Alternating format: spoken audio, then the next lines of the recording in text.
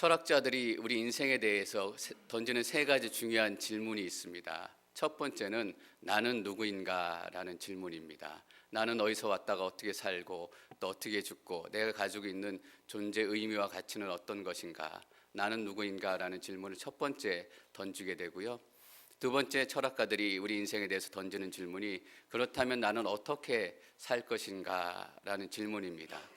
신앙을 갖지 않은 사람들도 우리 인간은 동물들과 분명히 다르고 또 그냥 다른 자연 피조물과도 다르기 때문에 동물과도 구별된 삶을 살아야 하고 또 다른 피조물과도 분명히 다른 삶을 살아야 한다라는 것을 잘 알고 있기 때문에 그러한 질문을 당연하게 던지게 됩니다. 나는 누구인가라는 질문 이후에 나는 어떻게 살 것인가라는 질문을 던지게 돼요.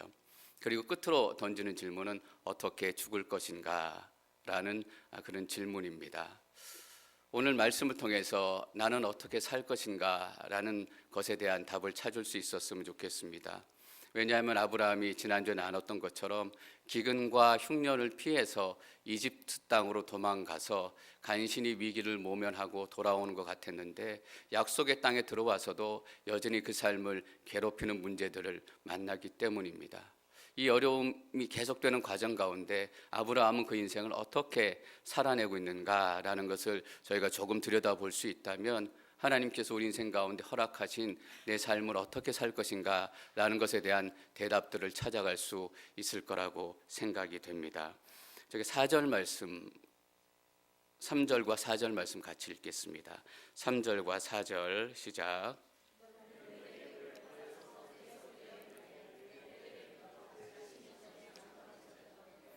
아이사이에 도착했습니다. 그것은 그가 전에 처음으로 제단을 쌓았던 곳이었습니다. 거기서 아브라함은 여호와의 이름을 불렀습니다. 바로에게 쫓겨나서 가족을 데리고 다시 가나안 땅으로 들어오게 됩니다. 당연히 그 전에 지나갔던 네게부 땅을 지나서 3절에 보니까 네게부를 떠나서 계속 여행을 했다라고 번역을 하고 있습니다. 다른 번역을 보니까 네게부 땅을 지나서 여기저기 돌아다녔다라고 기록을 하고 있습니다. 아브라함이 왜 돌아다녔을까? 가족들을 데리고 여전히 기근과 또 흉년이 계속되는 상황이었을 거기 때문에 먹을 것이 어디 좀 있을까? 물이 좀 어디 있을까? 이곳저곳 살피며 돌아다녔다라는 것을 저희가 알 수 있을 것 같습니다. 그렇게 계속해서 네게부를 지나서 여행하고 여기 들러보고 저기 들러보고 적당히 장막을 필 만한 곳도 음식이 풍족한 곳도 음식이 있을 만한 곳들은 아마 가나안 땅의 가나안 족속들이 다 차지하고 있었을 것입니다. 그러다 보니까 아브라함과 그 가족은 그 전에 지났던 베델과 아이 그 근처로 다시 돌아가게 되는 것입니다. 그래서 돌아가게 돼서 뭐라고 설명하고 있냐면 자신이 전에 장막을 쳤던 베델과 아이 사이의 장소에 도착했습니다. 그것은 그가 전에 처음으로 제단을 쌓았던 곳이었습니다. 거기서 아브라함은 여호와의 이름을 불렀습니다. 여기저기 눈치 보고 돌아다니고 먹을 게 이게 있나 저기 있나 돌아다니고 결국 이르렀던 것은 그가 처음으로 제단을 쌓고 아버지 여호와의 이름을 불렀던 자리입니다. 여러분 여기저기 돌아다니지 않기를 바랍니다. 여기저기 다녀봐야 별 뾰족한 수가 없어요. 결국 우리가 돌아가게 되고 우리가 멈추게 되는 것은 하나님 아버지 앞입니다. 우리가 예배 드렸던 그 자리, 우리가 은혜 받았던 그 자리, 우리가 하나님을 처음 만났던 그 자리에 우리가 다시 머물게 된다라는 것입니다. 아브라함이 이집트 땅을 떠나가지고 다시 가나안 땅으로 들어왔습니다. 단순히 지역적으로 로케이션 의미에서 그냥 약속의 땅을 벗어났다가 다시 약속의 땅을 들어왔다라는 의미 이상의 훨씬 큰 의미가 있습니다. 여러분 가나안 땅 약속의 땅과 이집트 땅의 가장 큰 차이에 대해서 말씀을 드렸습니다. 가나안 땅은 예배가 있는 땅입니다. 하나님을 향한 찬양과 하나님을 높이는 목소리가 있는 땅입니다. 단순히 가나안 땅으로 들어왔기 때문에 그의 행보가 의미 있는 것이 아니라 아브라함의 움직임이 의미가 있었던 그리고 인생의 의미가 시작된 것은 그 삶 가운데 다시금 예배가 회복되었기 때문입니다. 여러분 우리가 어떤 풍요로운 자리에 있을지라도 어떤 곳에 있을지라도 우리 삶 가운데 예배가 회복되어지지 않으면 우리는 정말 큰 위기에 빠져 있는 것입니다. 몸이 아파서 위기가 아니라 당장 내일 먹을 것이 없어서 위기가 아니라 그것보다 더 큰 위기는 우리 삶 가운데 예배가 스탑이 되었다라는 것입니다. 선교사님들 또는 동역자들의 기도 제목을 제가 가끔 받게 돼요. 그 기도 제목들 가운데 가장 심각하게 제 기도 제목으로 받게 되는 것은 목사님, 나의 동역자여 예배가 회복되도록 기도해 주십시오 라는 기도 제목입니다. 또 우리 성도님들 가운데 또 함께하는 믿음의 사람들 가운데 목사님, 제 삶의 예배가 회복될 수 있도록 기도해 주십시오. 그 기도 제목을 들으면 제 마음이 긴장이 되고 영적으로 탁 텐션이 딱 옵니다.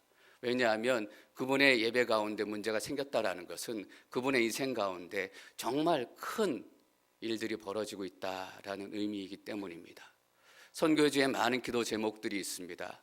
영적인 방해도 있고 이런 사역을 하려고 하는데 정부가 막는 것들, 또 여러 가지 재정적으로 부족한 것들, 그런 기도 제목들도 제가 심각하게 받아들이고 기도하지만 더 심각하게 기도하는 것은 하나님, 그분 삶의 예배가 흔들리지 않도록 도와주십시오. 그런 위기가 찾아올지라도, 기근과 흉년이 찾아올지라도 예배가 흔들리지 않고 하나님 안에 계속 머물러 있다면 그 위기는 극복되어질 수 있습니다. 그 어려움들은 지나갈 수 있습니다. 그런데 그 삶 가운데 예배가 흔들리기 시작하면 그 삶의 존재의 의미가 흔들리기 시작하는 것입니다. 철학자들이 첫 번째 던지는 질문이 바로 이것이라고 말씀드렸습니다. 나는 누구인가? 여러분, 예배는 무엇입니까? 나는 누구인가? 라는 인생에 대한 답을 얻는 자리가 예배입니다. 하나님 앞에 서지 않으면 정말 우리가 누구인지, 우리의 인생에 어떤 의미가 있는지, 어떠한 가치가 있는지 우리는 도무지 알 수가 없습니다. 그래서 성도님들을 위해서 기도할 때도 예배에 빠지고 안 나오기 시작하시는 분들을 제일 마음에 놓고 기도하게 됩니다. 그분이 교회 안 나오고 우리 교인이 수가 한 사람 줄어들고 이런 의미가 아니라 그분이 예배를 빠지기 시작했다는 것은 정말 그분의 삶 가운데 진짜 문제, 진짜 심각한 문제가 생기기 시작했다라는 단적인 의미이기 때문입니다.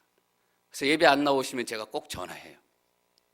딴 교회 가실까 봐 걱정돼서 전화하는 게 아니라 그 삶 가운데 진짜 문제들이 생기지 않았을까라는 걱정 때문입니다. 여러분, 다 빼앗겨도 예배는 빼앗기지 않기를 축원합니다. 우리의 예배는 절대 흔들릴 수 없습니다. 왜냐하면 우리의 예배는 우리는 누구인가라는 것에 대한 답을 주는 그런 놀라운 장소이기 때문입니다. 아브라함이 가나안 땅으로 돌아왔습니다.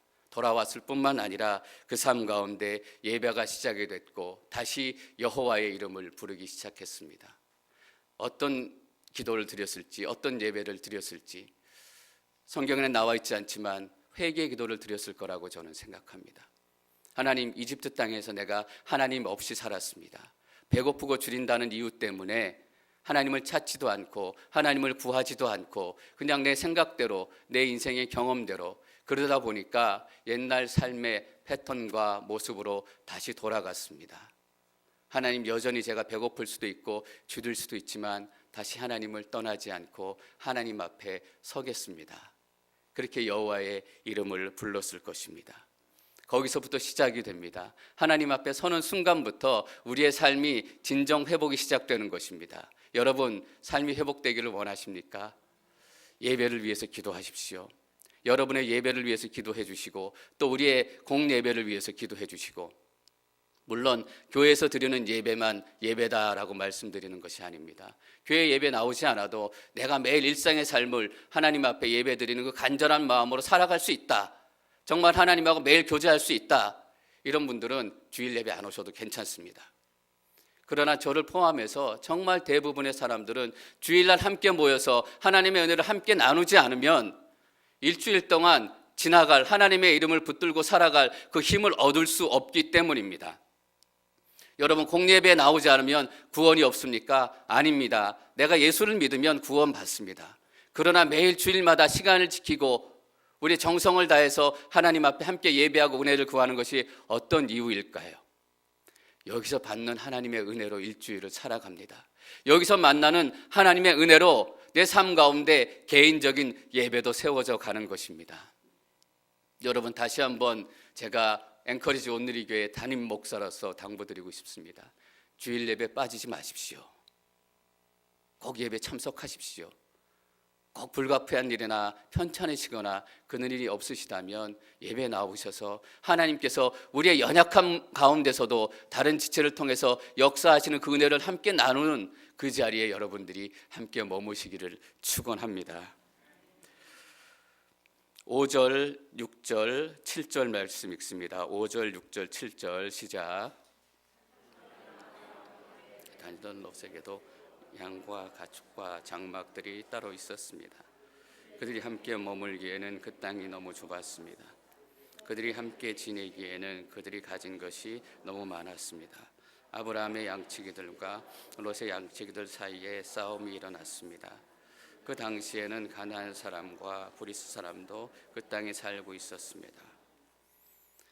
두 가지 종류의 사람을 만나게 됩니다. 한 사람은 아브라함처럼 하나님의 말씀, 하나님의 주신 약속을 따라 살아가는 인생입니다. 또 한 부류의 인생은 그야말로 인생 역전, 내 인생을 새롭게 써보고 싶다라는 그 마음으로 자기 인생을 살아가는 인생입니다. 바로 롯과 같은 인생이죠. 아브라함과 롯이 동시에 하란에서 출발했지만 둘이 출발했던 목적이 처음부터 달랐다라고 얘기한다면 롯을 너무 평가절하하는 것일까요? 저는 그렇다라고 생각하지 않습니다. 이후에 아브라함이 살아가는 인생, 롯이 살아가는 인생은 너무나 다르기 때문입니다. 왜냐하면 처음부터 그가 출발했던 인생의 목적, 가나안 땅을 찾아서 떠났던 그 여행의 목적이 달랐기 때문입니다. 아브라함은 하나님의 말씀을 따라서 모든 것을 버리고 떠났지만 롯은 아버지를 여의고 자기를 지켜줄 수 없는 그 처절한 인생 가운데 내가 내 힘으로 인생 역전을 한번 이루어 봐야 되겠다라는 그 인생 역전에 대한 욕심을 가지고 출발한 사람입니다. 여러분, 뜻이 다르면 어떻게 될까요? 결정적인 순간에 헤어질 수밖에 없습니다. 그들이 함께 머물기에는 그 땅이 너무 좁았습니다. 그들이 함께 지내기에는 그들이 가진 것이 너무 많았습니다. 많았기 때문에 또 너무나 그 땅이 좁았기 때문에 표면적으로 드러난 이유이지만 이 계기가 아니더라도 결국 아브라함과 롯은 헤어질 수밖에 없었을 것입니다.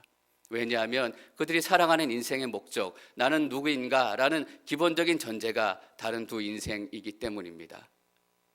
너무나 많은 것을 가지기 시작하니까, 배부르기 시작하니까 이제는 내 뜻을 펼치고 싶어진 것입니다. 여러분, 같이 잘 지내다가 언제 떠나게 돼요? 먹고 살만 하면 떠나게 돼요. 우리 부부들이 열심히 어렵게 힘들게 살다가 요즘에 황혼 이혼이 많아진다라고 얘기하잖아요. 황혼 이혼이 많아진다라는 것은 그만큼 먹고 살만해졌다라는 의미이기도 해요. 먹고 사는 것에 급급했을 때, 그냥 위기를 넘기고 하루하루 넘기는 것을 급급했을 때는 물론 그것이 행복하고 좋다라는 것은 아닙니다. 그러나 그 위기를 지나고 먹고 살만하니까 이제는 내 생각대로 내 인생을 살고 싶다. 내 마음에 정한 대로 내 인생을 살아가고 싶다. 이제는 내 인생에 역전을 한번 이루어내고 싶다. 땅이 좁지 않았을더라도 결국 1년 후, 2년 후, 3년 후에는 둘은 갈라졌을 것입니다. 인생 역전이 그 인생의 목표였다면 롯은 그 목적대로 다 이루어낸 사람입니다. 여러분, 대부분 여기 계신 분들이 이민 오신 지 30년, 40년 되신 거로 제가 알고 있습니다. 저는 온 지 한 10년쯤 되는데요. 제가 이민 오고 또 공부하러 올 때만 해도 훨씬 상황이 좋을 때입니다. 한국도 먹고 살만해졌을 때고 또 이민자의 삶도 옛날처럼 어렵지 않았을 때입니다. 그런데 30년, 40년 그때 이민 오셨을 때 말씀을 들어보면 한국에서조차 하루하루 끼니를 근심 없이 먹기 힘들고 늘 매일매일 끼니를 걱정해야 되는 그런 삶 가운데서 저 미국에 가면 그래도 어떻게 끼니 한 끼 걱정 안 하고 먹을 수 있을까? 정말 인생의 역전을 찾아서 이 땅으로 오신 분들이 대부분입니다. 그런데 여러분, 이제 뭐 남들 자랑할 만큼 풍족하지는 않지만 먹고 살만하고 또 하나님께서 은혜로 부어주신 또 여러 가지 물질로 우리 자녀들을 공부시키고 원하는 대로 다 보낼 수 있었습니다. 그렇다면 어느 정도는 우리 인생의 역전이 이루어졌다라고 얘기할 수 있습니다. 그러나 여기에서 여러분 만족하시고 멈춘다면 롯과 같은 인생을 사시는 것입니다. 우리의 인생의 목표는 인생의 역전이 아니라 하나님의 말씀대로 살아가는 인생이 되는 것입니다. 그런 의미에서 저는 미국이 축복의 땅이라고 생각합니다.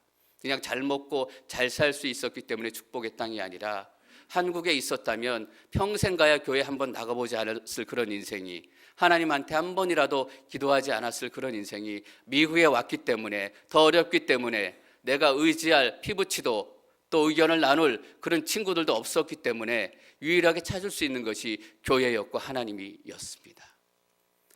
그 어려움 가운데 하나님을 만날 수 있었다면, 그 어려움 때문에 교회 다니고 하나님이 어떤 분이신지 알 수 있었다면 그것이 우리에게 진짜 축복이고 역전이라고 생각이 됩니다. 그래서 미국은 축복의 땅입니다. 하나님을 만날 수 있기 때문에, 하나님을 예배할 수 있기 때문에. 너무나 가진 것이 많았기 때문에 다투기 시작했습니다.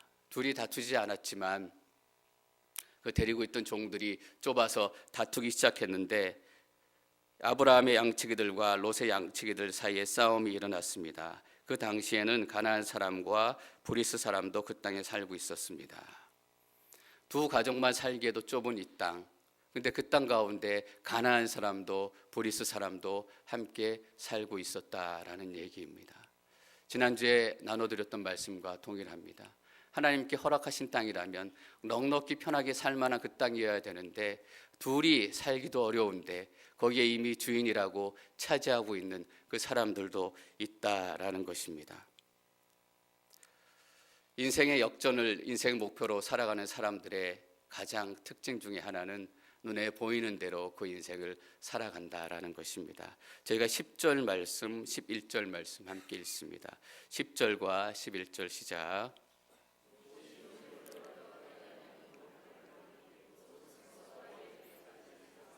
물이 넉넉한 것이 동산이나 이집트 땅 같았습니다.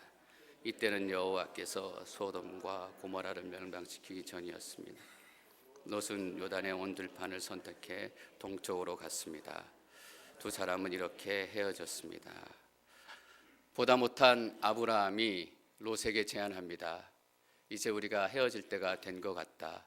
너가 먼저 선택하면 내가 그 반대편을 선택하리라.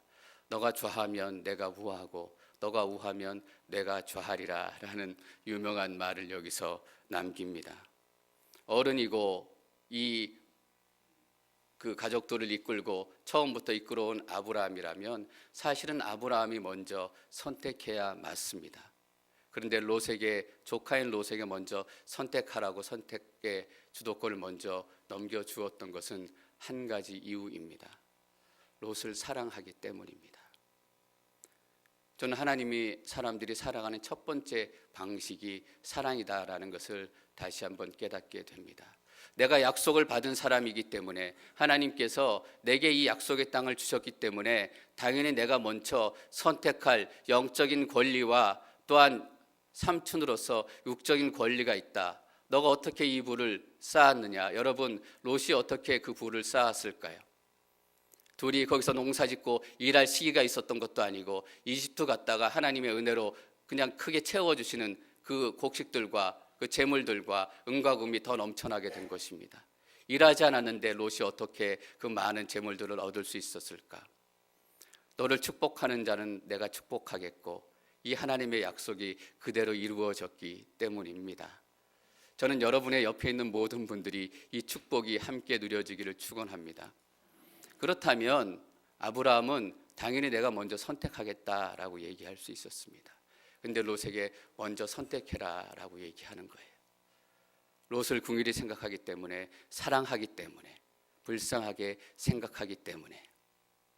저는 날마다 또 시간이 지날수록 저희 앵커리지 온누리 공동체가 사랑의 공동체로 점점 변해가는 것이 정말 감동스럽고 기쁩니다. 우리가 큰 사역을 하고 큰 성령의 은사를 받는 것도 기도하고 저희가 기뻐해야 될 일이지만, 이전에 싸울 만하고 다툴 만한 일이었던 게 이제는 에이 그러고 말지 라고 지나시는 여러분들의 모습을 보게 되면 변해가고 있다. 사랑의 공동체가 되고 있다. 여러분, 저를 롯처럼 좀 불쌍히 여겨주시기를 바랍니다. 사랑이에요. 다툼을 해결하는 진짜 능력은 사랑이에요.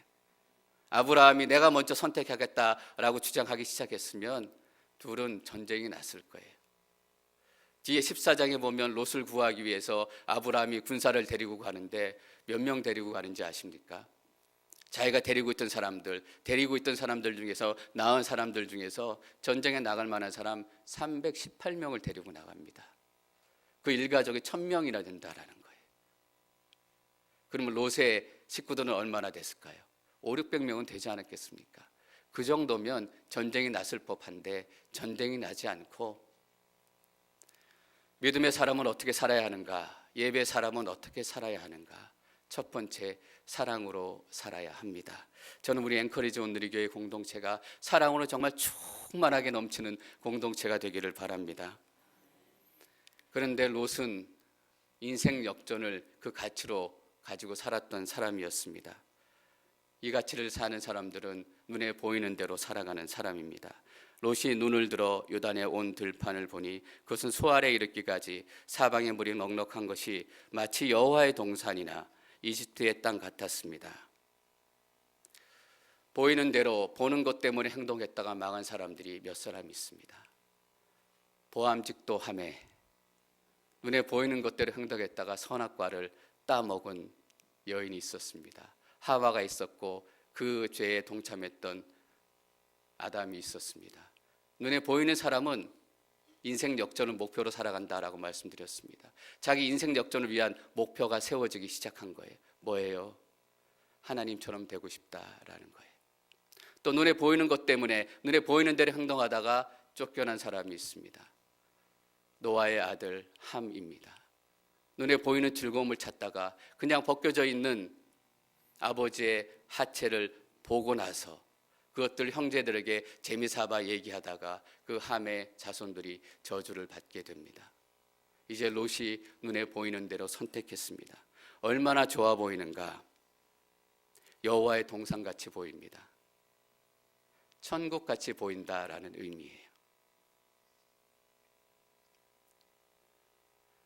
저는 이 천국의 의미를 생각하면서 북한 지하교회, 중국의 지하교회를 잠시 머리에 떠올렸습니다. 우리의 눈에 보이는 것, 우리의 눈에 보이는 전부는 북한의 지하교회 또 중국의 지하교회 성도들이 가장 불쌍하고 비참한 인생입니다. 그런데 제가 거꾸로 한번 질문을 던지게 됐습니다. 과연 그 스스로가 가장 비참하고 가장 가치 없고 가장 천박하게 사는 인생이라고 생각하고 있을까? 그들은 하나님의 이름을 부르는 것만으로도 가장 큰 행복과 감격을 누리는 사람입니다. 몇십 년 기도했다가 성경 한 권을 얻게 되면 그 성경 한 권 때문에 평생 기뻐하고 평생 하나님을 찬양하고 하나님을 높이며 살아가는 사람들입니다. 그 사람들이 우리보다 행복하지 않은 사람이다라고 얘기할 수 없다라는 결론에 이르게 됐습니다. 성경책 한 권 때문에 그 모든 인생이 기뻐하고 하나님을 찬양할 수 있는 그 인생이 어떻게 우리보다 불행한 인생이 될 수 있겠습니까? 그러나 우리는 어떻습니까? 또 저 어떻습니까? 아무리 좋은 성경책을 수십 권 가져도 아무리 쉬운 성경책을 갖게 돼도 성경 한 장 읽는 것이 그렇게 어렵고 그렇게 노력해야 되고 더 많이 가져도 늘 공허하고 더 많은 사람들을 만나도 늘 공허하고 행복할 수 없고 눈에 보이는 것을 따라 산다면 우리는 영원히 행복할 수 없을 것입니다. 눈에 보이는 소돔 땅은 어땠는가? 이집트 땅 같았다라는 얘기입니다. 롯은 이집트 땅이 얼마나 좋은 땅인지 조금 전에 보고 왔기 때문에 너무나 잘 알고 있습니다. 여러분, 배고파 본 사람이 인생을 안다라는 얘기가 있는 것처럼 굴보모니까 이집트 땅이 얼마나 좋은지 롯은 알고 있었습니다. 그래서 서둘러서 이집트 땅 같고 또 여호와의 땅 같은 그 소돔 땅을 선택하게 됐던 것입니다. 11절에 롯은 요단에 온 들판을 선택해 동쪽으로 갔습니다. 두 사람은 이렇게 헤어졌습니다. 12절 아브라함은 가나안 땅에 정착했고 롯은 평원의 성들에 정착해 소돔 가까이에 장막을 쳤습니다. 처음에는 소돔 가까이에 장막을 쳤다라는 얘기입니다. 소돔 성으로 들어갈 수 없으니까 소돔 근처에 그 매력에 이끌려서 성을 쳤는데 나중에 보면 롯이 소돔 성 안에 살고 있습니다. 예배하지 않는 사람, 자기 인생의 가치관으로 사는 사람들에게는 죄가 죄로 보이지 않기 시작하는 것입니다. 죄가 매력으로 보이기 시작하고 죄가 나를 당기는 인생의 목적처럼 보이기 시작한 것입니다. 점점 죄의 맛에 끌려 들어가는 소돔 또 롯의 인생이 보이기 시작한 것입니다. 12절에 특별히 이렇게 얘기하고 있습니다. 아브라함은 가나안 땅에 정착했고 롯은 소돔 가까이 장막을 쳤습니다. 굳이 아브라함이 가나안 땅에 정착한 것, 그리고 롯이 소돔 근처에 정착한 것을 구분해서 쓰고 있는 이유는 한 가지입니다. 아브라함은 여전히 하나님의 축복과 약속 가운데 있는 인생으로 살고 있었지만 롯은 하나님의 약속을 떠나고 하나님의 축복을 떠난 인생을 살기 시작했다라는 얘기입니다. 하나님의 축복과 하나님의 보호하심을 떠난 인생에 어떤 결과들이 나타나게 되는지는 이제 14장, 15장에서 저희가 공부하게 될 것입니다. 저희가 14절 말씀 저희가 읽겠습니다. 14절, 15절 시작. 아브라함에게 말씀하셨습니다. 내가 있는 곳에서 눈을 들어 동서남북을 바라보아라. 내가 보는 이 온 땅을 내가 너와 내 자손에게 영원히 주겠다. 16절 또 계속 읽습니다. 16절 시작.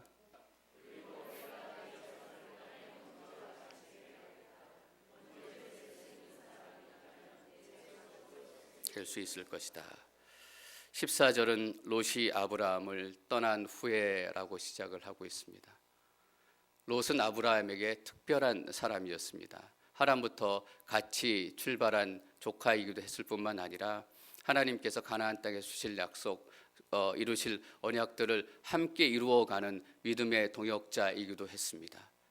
감정을 나누고 아픔을 나누고 함께 하나님께서 롯과 함께 우리 가족과 큰 민족과 큰 이름을 이루어 가시겠다라는 소망을 가지고 어려운 시간을 함께 보냈을 것입니다. 근데 어느 순간 롯이 아브라함을 떠났습니다. 롯이 떠난 이후에 아브라함이 얼마나 허전하고 허무하고 허망했을까, 가슴이 뻥 뚫린 듯한 기분이었을 거라고 생각이 됩니다. 여러분, 사랑하는 사람이 어떤 이유로 내 곁을 떠났을 때, 또 사랑하는 사람이 내 옆을 떠나고 또 나와 함께 할 수 없을 때 우리가 갖게 되는 그 아픈 마음들, 이 절망 가운데 있는 아브라함의 심정을 여러분들 한번 생각해 주셨으면 좋겠습니다. 마음도 아픈데 앞으로 남아있는 그 삶도 더 어려울지도 모릅니다. 왜냐하면 롯이 이미 좋은 땅을 차지해서 떠났기 때문에, 롯이 가장 좋은 땅을 선택해서 떠났다라는 의미는 아브라함에게 남아있는 땅은 그보다 좋지 않은 땅이다라는 얘기입니다. 롯이 다 좋은 것을 가지고 떠났다면 내게 남아있는 것은 무엇일까? 내게 남아있는 하나님의 약속이 정말 약속이라고 할 수 있을까? 라고 다시 한번 아브라함의 마음이 흔들리기 시작했을 때, 아니나 다를까 하나님께서 아브라함에게 하나님의 음성을 들려주십니다. 내가 있는 곳에서 눈을 들어 동서남북을 바라보아라. 내가 보는 온 땅을 내가 너와 내 자손에게 영원히 주겠다.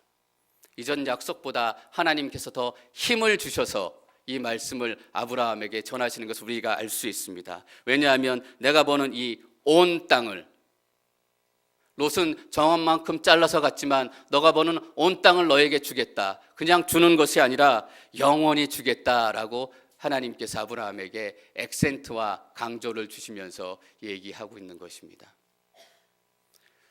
우리의 인생이 어렵고 우리의 인생 가운데 고난이 찾아올 때 여러분, 이 말씀을 통해서 위로받으시기 바랍니다. 하나님께서 여러분에게 먼저 찾아오십니다.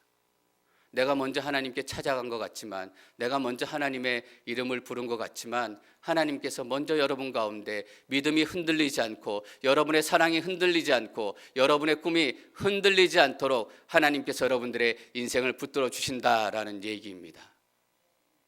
이 메시지가 누가복음 15장에서 저희가 만나게 되는 탕자의 비유에 나오는 메시지입니다. 저희가 누가복음 15장 20절 말씀을 같이 읽습니다. 20절 시작. 그러고서 아들은 일어나 아버지에게로 갔다. 아직 아들이 멀리 있는데 그 아버지는 아들을 보고 불쌍히 여겨 아들에게 달려가 그의 목을 껴안고 입을 맞추었다. 아직 멀리 있을 때부터 아버지는 아들을 기다리기 시작했고 아들에게 뛰어간 것은 아버지입니다. 아들을 아는 것도 아버지입니다. 여러분, 아버지의 사랑을 여러분들 가운데 다시 한번 충만히 경험하시기를 축원합니다. 제가 2월 달에 한국에 다녀와서 저희 부모님들을 뵙고 왔잖아요. 2월 달에 떠나오면서 10월쯤에 또 서울에서 컨퍼런스가 있어서 10월쯤에 오게 될 것 같아요 라고 말씀드리고 왔는데 2월 달부터 10월 달을 기다리고 계신 겁니다. 저는 10월 달이 다가와야 내가 한국 갈 때가 됐구나, 비행기표를 끊어야 되겠다, 이런 생각을 하는데 저희 아버지는 2월 달부터 10월 달을 기다리는 거예요. 그래서 어떤 때는 올 날짜를 그냥 얼버무려서 대충 얘기할 때도 있습니다. 왜냐하면 너무 일찍부터 기다리실까 봐. 먼 거리에 있을 때 먼저 아버지께서 우리들을 기다리셨다라는 것입니다. 먼저 아버지께서 아들에게 뛰어와서 아들의 목을 끌어안으셨다라는 얘기입니다. 저는 아브라함을 계속해서 묵상해 가면서 이 한 가지 점을 계속 붙들게 됩니다. 아브라함이 믿음의 조상이 되었던 것, 믿음의 아버지가 되었던 것은 절대로 아브라함의 공로와 믿음 때문이 아니다라는 결론입니다. 하나님께서 멀리서부터 먼저 아브라함을 기다리셨고 흔들릴 때마다 아브라함에게 나타나시고 약속하시고 언약하셨기 때문입니다. 이제는 그냥 약속의 땅을 약속하시는 것이 아니라 이 온 땅을 너희에게 주겠다, 영원히 내 자손에게 주겠다라고 흔들릴 때마다 더 강력한 하나님의 메시지를 아브라함이 듣게 하시는 것입니다. 하나님 때문인 것을 여러분 잊지 마시길 축원합니다. 그것을 잊는 순간 우리의 전 믿음이 흔들리게 됩니다. 왜 이렇게 믿음이 연약할까? 남들은 다 예배 때 은혜 받는데 은혜 받지 못할까? 내 인생이 문제가 있는 것처럼만 보이고 내 가족이 문제가 있는 것처럼만 보이고, 그러나 하나님께서 먼저 오신다라는 것을 생각하고 가슴에 느끼는 순간 여러분 정말 어떤 것보다 큰 위로가 되지 않습니까? 여러분, 이 시간 이 말씀에 또 제가 설교하는 것 설교에 이전 동안 은혜 받지 못하셨더라도 괜찮습니다. 그럴지라도 하나님께서 여러분들을 기다리고 계신다라는 이 사실만 하나 붙드시기를 축원합니다. 그러면 됩니다. 그런 의미에서 우리의 신앙생활은 너무너무 단순하고 너무너무 심플합니다. 아브라함이 쓰러져도 일으켜주시고 아브라함이 넘어져도 일으켜주시고 자빠져도 일으켜주시고, 재수없는 사람은 뒤로 넘어져도 코가 깨지잖아요. 우리는 앞으로 넘어져도 하나님의 축복인 것입니다. 왜냐하면 하나님께서 먼저 움직이시기 때문입니다. 하나님께서 17절에 이렇게 말씀하십니다. 17절 저희 같이 한번 읽어볼까요? 17절 시작. 일어나 이 땅을 동서남북으로 누비며 다녀보아라. 내가 그것을 내게 주겠다. 하나님의 약속의 말씀을 다시 한번 듣고 아브라함이 좀 다녀보기도 하고 멀리 쳐다보기도 하고 하나님께서 동서남북을 보아라, 바라보이는 것까지 주겠다라고 저 멀리를 바라보았을 것입니다. 근데 그 땅을 바라보고 다녀보는 순간 그 마음 가운데 비전에 대한 열망, 약속에 대한 기쁨들이 막 충만했을까요? 저는 오히려 반대라고 생각을 해요. 왜냐하면 살만한 땅을 가보니까 거기는 벌써 가나안 족속이 있잖아요. 하나님께서 영원히 주겠다라고 얘기해서 더 많이 돌아봤는데 거할 땅은 더 없는 거예요. 하나님의 약속의 말씀을 받긴 받았는데 어떻게 해야 될지를 모르겠는 거예요. 여러분, 하나님의 약속의 말씀을 받으면 그것으로 끝이 아닙니다. 왜냐하면 하나님의 약속은 여기 있고 우리의 인생은 여기 있기 때문입니다. 하나님의 약속을 받은 사람들이 살아가는 방식, 어떻게 살 것인가. 두 번째, 우리는 믿음으로 살아야 한다라는 것입니다. 믿음으로 이 약속을 바라보지 않으면 이 약속은 허망하고 헛되고 말도 안 되는 것으로 느껴질 수밖에 없습니다. 동서남북을 다녀보니까 살만한 곳에는 보리스 족속과 가나안 족속이 있는 것입니다. 롯도 소돔성으로 들어가지 못했어요. 가고 싶으지만. 왜냐하면 거기에는 소돔 백성들이 으르렁거리면서 지키고 있었기 때문이에요. 우리는 어떻게 살아갈 것인가? 사도 바울이 우리에게 이렇게 한마디로 정의해 주고 있습니다. 복음에는 하나님의 의가 계시되 믿음으로부터 믿음에 이르게 합니다. 기록되기를 의인은 믿음으로 살 것이다. 우리는 무엇으로 살아야 합니까? 의인은 믿음으로 살아야 합니다. 하나님의 백성은, 구원받은 백성은 믿음으로 살아야 하는 것입니다. 여러분, 철학가들이 나는 누구인가? 라는 대답에 어떤 결론을 내렸는지 모르겠습니다. 또 철학가들이 우리는 어떻게 살아야 할 것인가? 라는 큰 질문에 어떤 결론을 내렸는지 모르겠습니다. 그러나 하나님의 말씀이 어떻게 살아야 할 것인가? 라는 이 질문에 주는 결론은 명쾌하고 간단합니다. 의인은 믿음으로 살 것이다. 저는 여기에 계신 모든 여러분들이 믿음으로 사는 인생이 되시기를 축원합니다. 그것이 우리의 살아가는 방식, 하나님의 꿈을 이루어가는 방식입니다. 그 믿음이 여러분 가운데 충만하시기를 축원합니다.